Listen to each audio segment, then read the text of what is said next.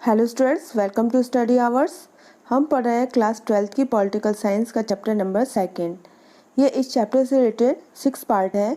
इससे पहले वाले पार्ट में हमने directive principle of state policy को डिस्कस किया था।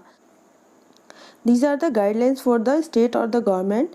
और स्टेट और गवर्नमेंट को जब भी अपनी पॉलिसीज़ बनानी है तो इन डायरेक्टिव प्रिंसिपल्स को ध्यान में रखते हुए अपनी पॉलिसीज़ को बनाना है, ताकि एक वेलफेयर जो स्टेट है वो इस्टेब्लिश किया जा सके। तो इस तरह से हमने इससे पहले वाले पार्ट में directive principle of state policy को डिस्कस किया था। अब वीडियो के इस पार्ट में हम directive principle of state policy की इम्पॉर्टेंस की बात करेंगे। उसके बाद से हम बात करेंगे what is the difference between the fundamental rights and the directive principles. Clear? तो सबसे पहले हम बात करते हैं importance of directive principle of state policies कि जो directive principle of state policies हैं उनकी क्या इम्पॉर्टेंस है। तो जैसा कि हमने देखा था कि हमारे इंडियन कॉन्स्टिट्यूशन के पार्ट 4 में, ठीक है, पार्ट 4 में article 36 to 51 directive principle of state policy provide की गई हैं। तो इनकी क्या इम्पॉर्टेंस है उनके बारे में हम बात करते हैं। तो सबसे पहला जो इसका इम्पॉर्टेंस है, code of conduct for a government, यानी ये जो गवर्नमेंट है उसके लिए कोड ऑफ कंडक्ट है, यानी directive principle of state policies हैं वो गवर्नमेंट को क्या करती है, एक गाइडलाइंस, एक उसको एक डायरेक्शन देती है कि उसे कैसे कंडक्ट करना है, उसे कैसे बिहेव करना है टुवर्ड द पीपल और टुवर्ड द पब्लिक। यानी जैसे कि हम जानते हैं कि डायरेक्टिव प्रिंसिपल जो स्टेट पॉलिसी है उनको जुडिशरी के थ्रू एनफोर्स है वो नहीं करवाया जा सकता। फिर भी ये लोगों के जो पब्लिक ओपिनियन है उस पर डिपेंडेंट रहती है, यानी जो हमारी गवर्नमेंट है वो अकाउंटेबल होती है टुवर्ड द पब्लिक। इसलिए जो गवर्नमेंट होती है वो अपनी पॉलिसीज़ को इम्प्लीमेंट करते समय इन directive principle of state policy को फॉलो करती है। तो इस तरह से किसी भी गवर्नमेंट को पब्लिक के लिए अकाउंटेबल या रिस्पॉन्सिबल बनाने में ये इम्पॉर्टेंट रोल प्ले करते हैं हमारे directive principle of state policy. Clear? Second importance है the outline of a welfare state, यानी directive principle of state policy के थ्रू जो हमारी गवर्नमेंट है वो इस तरह से पॉलिसीज़ को इम्प्लीमेंट करती है ताकि एक वेलफेयर स्टेट है वो इस्टेब्लिश किया जा सके। जैसे कि डॉक्टर अंबेडकर ने कॉन्स्टिट्यूएंट असेंबली में, यानी हमारी संविधान सभा में कहा था कि हमारे कॉन्स्टिट्यूशन का जो मेन एम है वो सिर्फ पॉलिटिकल डेमोक्रेसी प्रोवाइड करना नहीं है, यानी ज़्यादा से ज़्यादा लोगों को सिर्फ पॉलिटिकल अफेयर्स में पार्टिसिपेशन है प्रोवाइड की जाए, वही नहीं है। उसका जो मेन एम है वो क्या है कि सोसाइटी में सोशल और इकोनॉमिक डेमोक्रेसी इस्टेब्लिश की जाए और इसके साथ साथ इस तरह से की जाए कि एक वेलफेयर स्टेट है वो इस्टेब्लिश हो सके। तो एक वेलफेयर स्टेट या सोशल और इकोनॉमिक डेमोक्रेसी इस्टेब्लिश करने में ये जो directive principle of state policy है के जो आइडियाज़ हैं वो बहुत ही इंपॉर्टेंट रोल प्ले करते हैं। तो इस तरह से directive principle of state policy की जो प्रिंसिपल्स हैं, जो सिद्धांत हैं, उनको फॉलो करके कोई भी गवर्नमेंट है वो एक वेलफेयर स्टेट को इस्टेब्लिश कर सकती है या करती है। नेक्स्ट इम्पॉर्टेंस है directive principle of state policy की क्या, कि इसके थ्रू किसी भी गवर्नमेंट का जजमेंट किया जाता है, यानी उसका इवैल्यूएशन किया जाता है कि कोई भी गवर्नमेंट है वो सही है या नहीं है, सक्सेसफुल होगी या नहीं होगी। कैसे होगी कि कोई भी गवर्नमेंट है यदि इन directive principles of state policy को इम्प्लीमेंट करती है ताकि ज़्यादा से ज़्यादा लोगों का वेलफेयर हो और एक वेलफेयर स्टेट है, एक सोशली और इकोनॉमिकली जो इक्वल सोसाइटी है इस्टेब्लिश हो, ठीक है, तो वो जो गवर्नमेंट होती है वो सक्सेसफुल गवर्नमेंट मानी जाती है और आने वाली जो इलेक्शन होते हैं उनमें उनके चांसेस ऑफ जो विनिंग होते हैं वो बहुत ज़्यादा बढ़ जाते हैं, इंक्रीज़ हो जाते हैं। इस तरह से कोई भी गवर्नमेंट है वो किसी भी कंट्री के लिए, किसी भी स्टेट के लिए, उसके वेलफेयर के लिए काम कर रही है नहीं कर रही है, ये जज करने में भी directive principle of state policy है एक इम्पॉर्टेंट रोल प्ले करते हैं। क्लियर? नेक्स्ट इम्पॉर्टेंस है helpful in implementing the constitution, यानी कॉन्स्टिट्यूशन को इम्प्लीमेंट करने में भी ये क्या करती है, हेल्प करती है। जैसे directive principle of state policy जो है वो किसी भी गवर्नमेंट के लिए प्रोवाइड किए गए हैं कि गवर्नमेंट जो भी पॉलिसीज़ या रूल्स बनाएगी उनमें इन प्रिंसिपल को क्या करेगी, फॉलो करेगी। तो कहीं ना कहीं जो एडमिनिस्ट्रेशन है, जो गवर्नमेंट है, इन directive principle of state policy को फॉलो करके कहीं ना कहीं हमारे कॉन्स्टिट्यूशन को क्या कर रहा है, इम्प्लीमेंट कर रहा है। तो इस तरह से कॉन्स्टिट्यूशन को इम्प्लीमेंट करने में भी directive principle of state policy की जो इम्पोर्टेंस है वो बहुत ज़्यादा इंक्रीज़ हो जाती है। क्लियर? नेक्स्ट जो इम्पोर्टेंस है helpful in bringing about social and economic change, ठीक है। यानी हमारी जो इंडिया है, वो जो हमारे कॉन्स्टिट्यूशन मेकर्स थे, वो एक वेलफेयर स्टेट इस्टेब्लिश करना चाहते थे।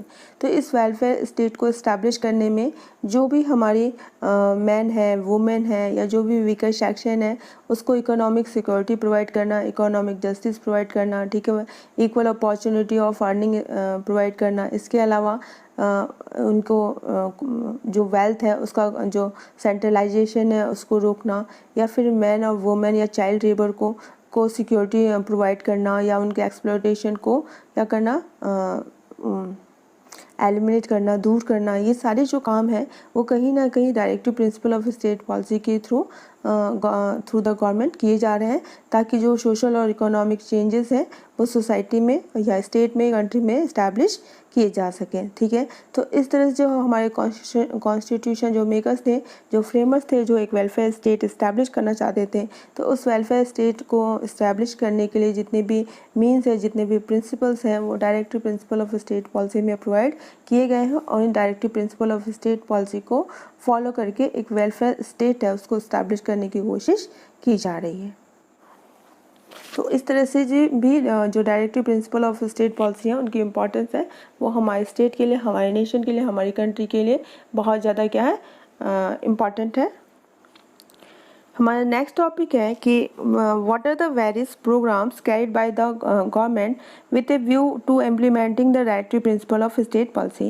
यानी हमारी गवर्नमेंट ने कौन कौन से ऐसे जो प्रोग्राम्स हैं वो इम्प्लीमेंट किए हैं, जिससे ये पता चलता है कि directive principle of state policy को फॉलो किया गया है। तो कुछ ऐसे गवर्नमेंट के प्रोग्राम्स का हम यहाँ डिस्कस करेंगे। तो सबसे पहले हम बात करते हैं लैंड रिफॉर्म्स की। तो लैंड रिफॉर्म्स जो लॉ है वो क्या था कि आज़ादी से पहले, जैसा कि हम जानते हैं कि हमारे इंडिया में जितनी भी लैंड थी या जितनी भी फार्मिंग जो एग्रीकल्चर लैंड था, वो किसके अंडर कंट्रोल में था, जमींदार के या फिर जागीरदार के, जिसको कि जमींदारी सिस्टम या जागीरदारी सिस्टम भी कहा जाता था। लेकिन जब हमें इंडिपेंडेंस मिली, ठीक है, तो उसके बाद से लैंड रिफॉर्म लॉ है 1951 में इम्प्लीमेंट किया गया, ठीक है। और इसके साथ ही जो 9th शेड्यूल है वो इंक्लूड की गई हमारे कॉन्स्टिट्यूशन में, और इसमें कहा गया कि जो खेत प्लो करेगा, यानी अपने खेत पे जो किसान, जो भी फार्मर है उसको प्लो कर रहा है, जो उसकी जुताई या जो भी है कर रहा है, तो उसी का उस पर क्या होगा, राइट होगा, उसका वो क्या होगा, मालिक होगा, उसका ऑनर होगा। ये लैंड रिफॉर्म्स लॉ है 1951 में इम्प्लीमेंट किया गया।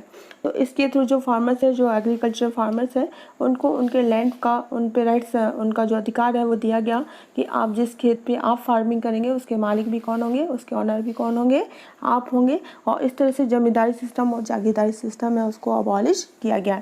और इसी के साथ ही जैसे कि हम जानते हैं कि जब हमारा ओरिजिनल कॉन्स्टिट्यूशन 1950 में एनफोर्स हुआ था, उस समय 8 शेड्यूल थी, तो इसी के साथ 9 शेड्यूल है वो इंक्लूड किया गया। और अभी हमारे पास टोटल कितने शेड्यूल है, 12 शेड्यूल। क्लियर। सेकंड जो प्रोग्राम था ये है पंचायती राज एंड लोकल सेल्फ गवर्नमेंट। तो जैसा कि हम जानते हैं कि हमारे जो डायरेक्टिव प्रिंसिपल हैं ये एडवाइस देते हैं कि ईच एंड एवरी स्टेट में क्या होना चाहिए, ग्राम पंचायत होनी चाहिए, और ताकि जो सेल्फ गवर्नमेंट है उसकी यूनिट्स को इस्टेब्लिश किया जा सके। और सबसे पहले 2 अक्टूबर 1959 में जो पंचायती राज सिस्टम है वो इम्प्लीमेंट किया गया था राजस्थान के नागौर डिस्ट्रिक्ट से, ठीक है, राजस्थान के कौन से डिस्ट्रिक्ट, नागौर डिस्ट्रिक्ट से, ठीक है, जिसका कि इनॉग्रेशन पंडित जवाहरलाल नेहरू ने किया था, पंडित जवाहरलाल नेहरू, ठीक है। तो इस तरह से 2 अक्टूबर 1959 से जो पंचायती राज सिस्टम है वो इम्प्लीमेंट किया गया था पूरे नेशन में, और राजस्थान के नागौर में सबसे पहले किया गया था।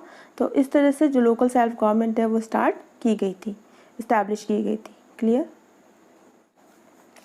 नेक्स्ट प्रोग्राम है जो कि directive principle of state policy के इम्प्लीमेंटेशन को रिप्रेजेंट करते हैं, तो that is the 5 year economic plan. तो जैसा कि हम जानते हैं ये हमारे इंडिया में जो 5 वर्षीय जिसको कहते हैं विकास योजना, यानी 5 ईयर्स इकोनॉमिक प्रोग्राम से वो रन किए जाते हैं, ताकि जो इकोनॉमिक डेवलपमेंट है, जो उसका प्रोग्राम है या जो प्लानिंग है वो की जा सके। और अब तक 11 जो 5 ईयर प्लान है वो इम्प्लीमेंट किए जा चुके हैं, ताकि जो हमारी कंट्री है उसका इकोनॉमिक डेवलपमेंट हो सके। क्लियर। नेक्स्ट जो प्रोग्राम है जो गवर्नमेंट के थ्रू रन किया गया है, इम्प्लीमेंट किया गया है, for the welfare of weaker section. ठीक है, तो इसमें जितने भी हमारे वीकर सेक्शन है सोसाइटी के, लाइक शेड्यूल्ड कास्ट है, शेड्यूल्ड ट्राइब्स है, या बैकवर्ड क्लासेस हैं, या जितनी भी डिप्राइव्ड जो क्लासेस हैं उनको स्पेशल प्रोविजंस हैं, या उनके जो लाइफ है उसके स्टैंडर्ड को रेज करने के उससे व्यू पॉइंट से बहुत सारी जो स्कीम्स हैं वो इम्प्लीमेंट की गई है बाय द गवर्नमेंट। ठीक है, इसके साथ साथ ही इनको रिजर्वेशन है वो प्रोवाइड किया गया है। ठीक है, 95th कॉन्स्टिट्यूशन अमेंडमेंट के थ्रू जो रिजर्वेशन का जो टाइम पीरियड है वो 25 जन 2020 तक क्या कर दिया गया है, एक्सटेंड कर दिया गया है, बढ़ा दिया गया है। और इसके साथ ही जो वीकर सेक्शन के वेलफेयर के लिए जो अनटचेबिलिटी है, जैसा कि हमें पता है कि आर्टिकल 17 भी है, डिफाइन करता है कि अनटचेबिलिटी को अबॉलिश कर दिया गया है और इसे एक पनिशेबल जो ऑफेंस है वो डिक्लेयर किया गया है। ठीक है, वीकर सेक्शन के वेलफेयर के लिए जो उनके जो बच्चे हैं या उनको एक education free and compulsory education provide करने के लिए स्कॉलरशिप है वो प्रोवाइड की जाती है, यानी स्कॉलरशिप का जो प्रोविज़न है वो किया गया है। इसके साथ ही 73rd and 74th constitutional amendment हुआ था 1993 में। इस अमेंडमेंट में जो वुमेन्स है उनकी पोजीशन, उनकी कंडीशन को एम्पावर करने के लिए जो 30% जो सीट्स हैं वो पंचायती राज इंस्टीट्यूशन और अर्बन जो सेल्फ गवर्नमेंट इंस्टीट्यूशन हैं, लाइक म्यूनसिपलिटी, म्यूनसिपल काउंसिल या म्यूनसिपल कॉरपोरेशन, उनमें रिजर्व की गई हैं ताकि जो वुमेन की कंडीशन है उनको एम्पावर किया जा सके। नेक्स्ट जो प्रोग्राम है जो गवर्नमेंट रन कर रही है for the promotion of weaker section, तो वीकर सेक्शन के प्रमोशन के लिए, उनके अपलिफ्टमेंट के लिए जो ओल्ड एज पेंशन स्कीम, यानी जो भी वृद्धा जो ओल्ड एज के लोग हैं उनको पेंशन प्रोवाइड की जाएगी। हेल्थ इंश्योरेंस स्कीम यानी हेल्थ इंश्योरेंस प्रोवाइड किया गया है। इसके साथ ही जो Mahatma Gandhi rural and employment guarantee act है 2005 से इम्प्लीमेंट किया गया है नेशनल लेवल पे, ताकि जो रूरल एरियाज़ हैं वहाँ के लोगों को जो एम्प्लॉयमेंट है वो प्रोवाइड किया जा सके और उसके साथ ही उनकी जो सोशल सिक्योरिटी है उसको कंफर्म किया जा सके। क्लियर। नेक्स्ट है नेशनलाइजेशन ऑफ बिग इंडस्ट्रीज़, यानी इकोनॉमिक इक्वालिटी को अचीव करने के लिए गोल से जितनी भी हमारी जो बिग इंडस्ट्रीज़ है, लाइक लाइफ इंश्योरेंस है, ट्रांसपोर्टेशन है, कोल है, माइनिंग है, टूरिज्म है, ठीक है, और इसके साथ जितने भी मेजर बैंक्स हैं उन सबको क्या किया गया है, नेशनलाइज किया गया है, ताकि जितने भी हमारे वीकर सेक्शन है, ठीक है, उनको क्या क्या मिल सके, उनको इकोनॉमिक जो सिक्योरिटी है वो इकोनॉमिक इक्वालिटी है वो इस्टेब्लिश की जा सके। क्लियर। नेक्स्ट जो प्रोग्राम है जो गवर्नमेंट ने रन किया है या इम्प्लीमेंट किया है अंडर द यानी directive principle of state policy, तो reformation in the judicial system. तो जुडिशियल सिस्टम को कैसे रिफॉर्म किया है कि जो भी वीकर सेक्शन है या पुअर पर्सन है जिनके पास ज़्यादा पैसा नहीं है, जो ज़्यादा से ज़्यादा जो भी लीगल जो फंक्शंस है, एक्शन है, उनमें ज़्यादा टाइम और मनी को इन्वेस्ट कर सके, तो उनको fast and cheap justice provide करने के लिए लोक अदालत और फास्ट ट्रैक जो कोर्ट है वो इस्टेब्लिश की गई है, ताकि उन्हें इजीली एंड चीपेस्ट वे में जो जस्टिस है, जो न्याय है वो प्रोवाइड हो सके, मिल सके। क्लियर। नेक्स्ट प्रोग्राम गवर्नमेंट ने जो इम्प्लीमेंट किया है reformation in the education system, यानी एजुकेशन सिस्टम को रिफॉर्म करने के लिए, उसमें सुधार लाने के लिए जो फ्री एंड कंपलसरी एजुकेशन है वो इम्प्लीमेंट किया है, ताकि जो 6 to 14 ईयर्स तक के बच्चे हैं उनको फ्री एंड कंपलसरी एजुकेशन है वो प्रोवाइड की जा सके। ठीक है, और ये किसके थ्रू किया गया है, बाय द 86 अमेंडमेंट 2002। क्लियर, जिसको कि राइट टू एजुकेशन एक्ट भी कहते हैं, राइट टू एजुकेशन, शिक्षा का अधिकार, ताकि ज़्यादा से ज़्यादा जो बच्चे हैं वो क्या हो सके, एजुकेट हो सके। क्लियर।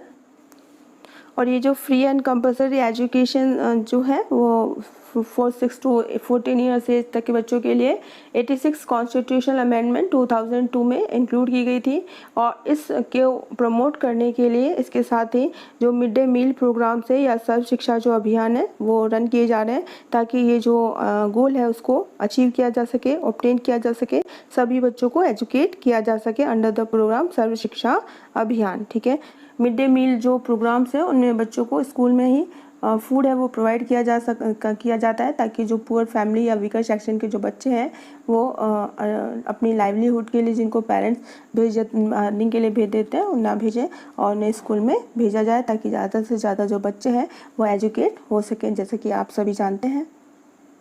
तो ये थे हमारे topic related to the various programmes run by the government to implementing the directive principle of state policy, यानी गवर्नमेंट ने कौन कौन से प्रोग्राम इम्प्लीमेंट किए हैं जिसमें कि डायरेक्टिव प्रिंसिपल्स हैं वो हमें दिखाई देते हैं या इम्प्लीमेंट किए गए हैं।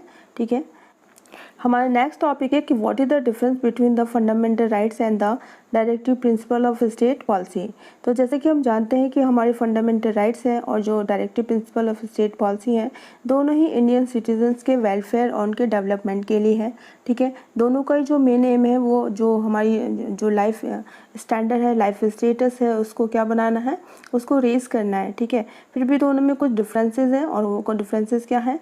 यदि on the basis of area की बात करें तो फंडामेंटल राइट्स हैं वो सिर्फ हमारी जो कंट्री है उन्हीं के जो कंट्री में जो लोग रहते हैं उन्हीं से रिलेटेड है, जबकि हम directive principle of state policy की बात करें तो इंटरनेशनल लेवल पे भी वो क्या किए जा सकते हैं, इम्प्लीमेंट किए जाते हैं। जैसे कि आर्टिकल 51 की बात करें तो आर्टिकल 51 है इंटरनेशनल पीस एंड सिक्योरिटी की बात करता है कि हमारा जो देश है, हमारी जो स्टेट है, गवर्नमेंट है, इस तरह से अपनी पॉलिसीज़ को इम्प्लीमेंट करेगी ताकि इंटरनेशनल लेवल है उस की जो पीस है, सिक्योरिटी है, वो इस्टेब्लिश की जा सके, या फिर हमेशा ये कोशिश करेगी कि जितने भी इंटरनेशनल लॉज हैं, ऑर्गेनाइजेशन है या ट्रीटी है उनको फॉलो किया जा सके। तो इस तरह से एरिया वाइज जो हमारे फंडामेंटल राइट्स हैं वो सिर्फ हमारे देश के लोगों को प्रोवाइड किए गए हैं, जबकि directive principle of state policy है वो इंटरनेशनल लेवल तक इम्प्लीमेंट किए जाते हैं। क्लियर।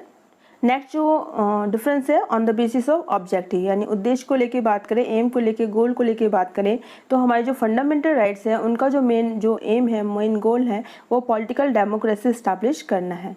जबकि हम directive principle of state policy की बात करें तो उनका जो मेन एम है वो सोशल और इकोनॉमिक जो डेमोक्रेसी है वो इस्टेब्लिश करना है ताकि जो पॉलिटिकल डेमोक्रेसी है उसको सक्सेसफुल बनाया जा सके। यानी पॉलिटिकल डेमोक्रेसी को यदि सक्सेसफुल करना है तो उसके लिए जो सोशल और इकोनॉमिक डेमोक्रेसी है वो होनी चाहिए, और directive principle of state policy के थ्रू जो सोसाइटी है, जो नेशन है, स्टेट है, उसमें सोशल और इकोनॉमिक जो इक्वालिटी है वो इस्टेब्लिश करने की कोशिश की गई है। तो इस बिहाफ पे भी हम कह सकते हैं कि डायरेक्टिव प्रिंसिपल और फंडामेंटल राइट्स में क्या है, डिफरेंसेस हैं।